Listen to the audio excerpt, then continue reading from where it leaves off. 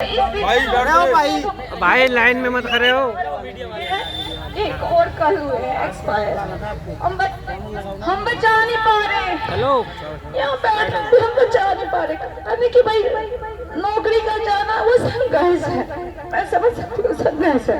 आपने एक वादा मतलब यहाँ पे हमें दिया जगह दोबारा से, जहाँ से हमें डिटेन चोर लुटेरों की तरह हमें समझा जा रहा था, कोई क्रिमिनल की तरह डिटेन बार बार किया जा रहा था अगर हम यहाँ पे बैठे थे तो।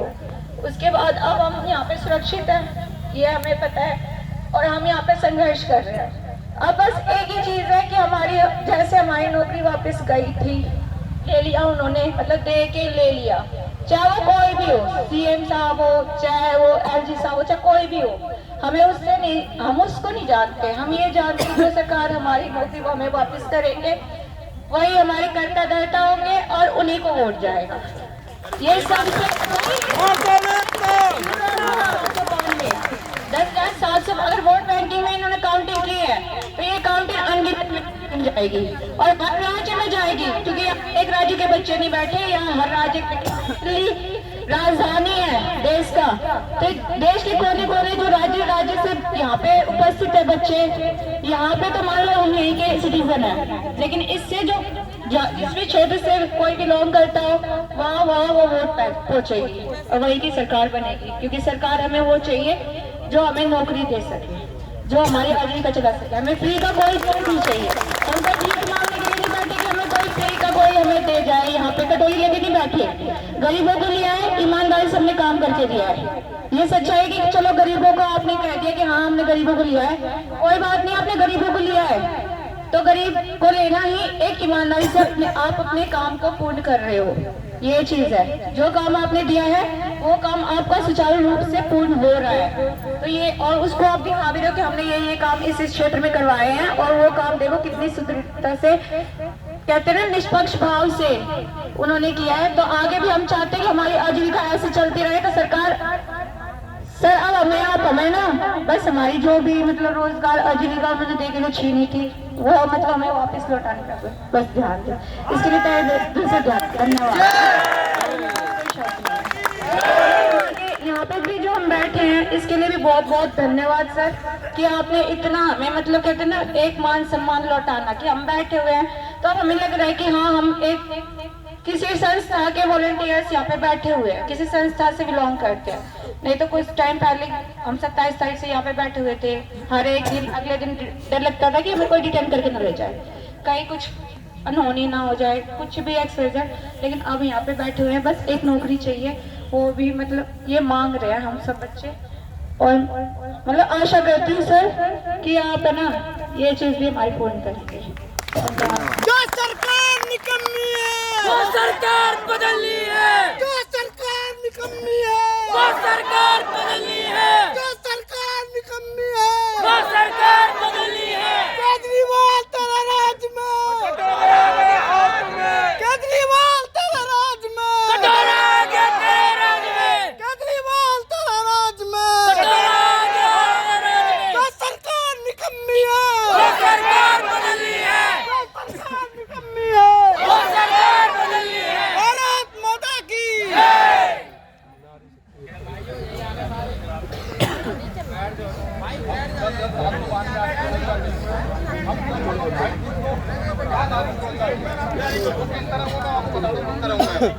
हम 10,792 आदमी बेरोजगार नहीं हुए हैं, हम 2.5-3 लाख आदमी बेरोजगार हुए हैं। आप कहो 10,792 2.5-3 लाख आदमी कहाँ पे 2.5 लाख तीनों हमारा दूध वाला, हमारा राशन वाला, हमारा चाय वाला सब हमसे जुड़े हुए थे, उनका भी रोजगार हमारे चल रहा था। हम उनसे चाय खरीदते थे, हम उनसे राशन खरीदते थे, हम उनसे दूध खरीदते थे, उनका भी रोजगार इस पर प्रभावित हुआ है। इसलिए हम 10,792 नहीं है, हम दिल्ली में 2.5-3 लाख आदमी बेरोजगार हुए हैं। और आपको एक बात बताना चाहता हूँ मैं, जिस तरह 15वीं शताब्दी में भक्ति काल चला था, अब दिल्ली में बेरोजगारी काल चल रहा है। 1 नवंबर 2023 से और अब तक जब तक धरना चलेगा बेरोजगारी काल चल रहा है। आप इतिहास में लिख लो, इतिहास के पन्नों में काले अक्षरों में लिखा जाएगा ये दिन के बेरोजगारी काल चल रहा है भारत और दिल्ली के हिंदू इतिहास में। जय हिंद, जय भारत।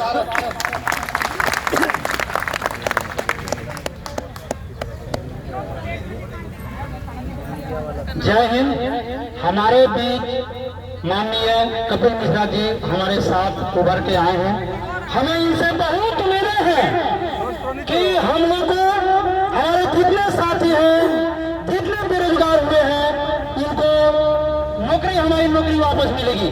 और हमें कुछ नहीं चाहिए, हमें सिर्फ हमारी जो हम जहाँ ड्यूटी करते थे हमें वापस जाना है। और हमें उम्मीद है कि ये साहब हमारा मनोकामना पूरा करेंगे। और हमारे साथियों से यही उम्मीद है कि हमारे सर जो हैं ये पूरा ये काम करेंगे।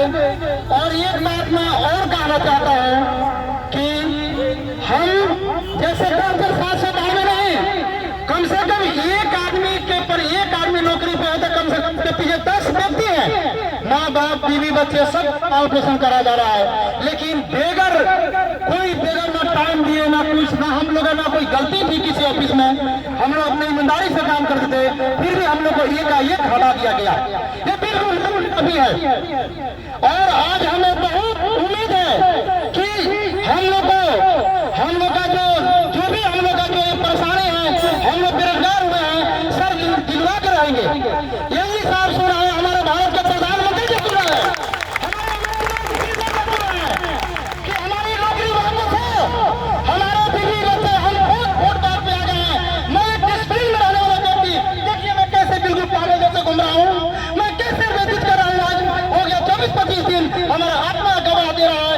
आप लोग सब इस बात को समझ सकते हैं कि मैं डिसिप्लिन में चलने वाला, बिल्कुल मैं दिल्ली सूचना प्रधान में ड्यूटी करता हूँ।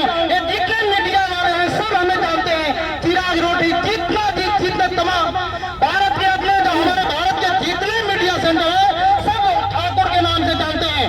और मैं बिल्कुल ईमानदारी से, हम यहाँ 2 नंबर हमारे प्रेम जी हैं, एक बार प्रेम जी खड़ा होइए।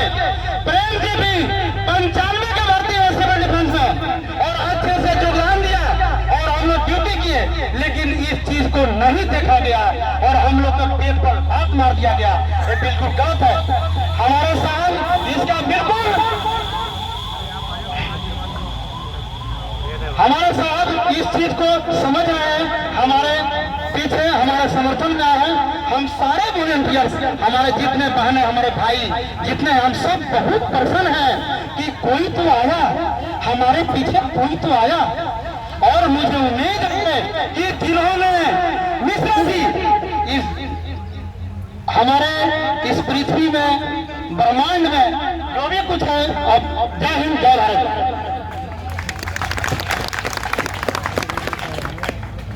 हमारे बीच में उपस्थित हमारी बहनें और सभी भाई,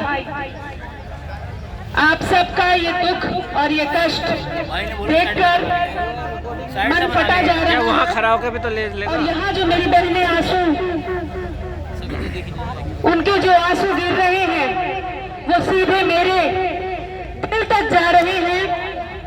इतना कष्ट, इतना दुख आज दिल्ली सचिवालय के सामने हमारे ये सभी भाई बहन महसूस कर रहे हैं और इतने दिनों से यहाँ पर बैठे हुए हैं। अपने अधिकार की लड़ाई को जारी रखते हुए हैं। मैं दोनों हाथों से आपको प्रणाम करती हूँ कि वो सरकार जो कमी है, जो नकारा है और जो नालायक है, जिसके पास कलेजा नहीं है, जिसके पास दिल नहीं है, आप उस सरकार के सचिवालय के सामने इतना शांति से गुहार लगा रहे हैं, बिना कुछ बोले।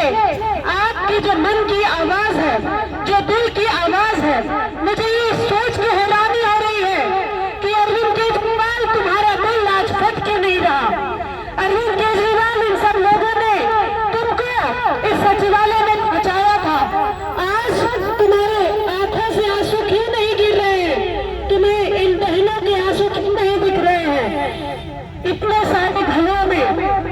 सारे घरों में जो चूल्हा जलना बंद हो रहा है, वो उसका जिम्मेदार जो व्यक्ति है, मैं ईश्वर से प्रार्थना करूंगी कि उन्हें सद्बुद्धि दे ताकि वो हम सब लोगों का ये कष्ट महसूस कर सके।